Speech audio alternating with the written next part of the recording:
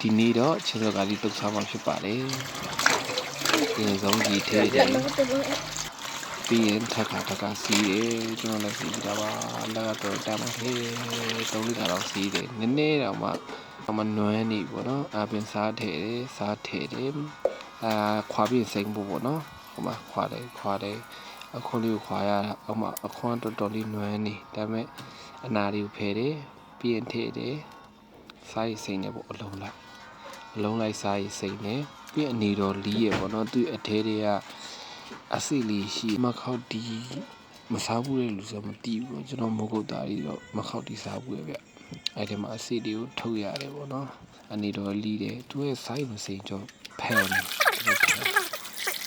အဲ့မှာစားရစိမ့်ပြီးအနေနိုင်တော့စားရစိမ့်ပြီးသူပြန်စီးရပေါ့နော်အဲ့ဒါမှဖန်တက်ကြပြောလဲပြီးငပိထည့်တယ်ညုတ်တီးထည့်တယ်စားထည့်တယ်ဟင်းဒီမုံလေးထည့်တယ်ညုတ်တီးထည့်တယ်ညုတ်တီးကဆက်လေးနဲ့စားပါနော်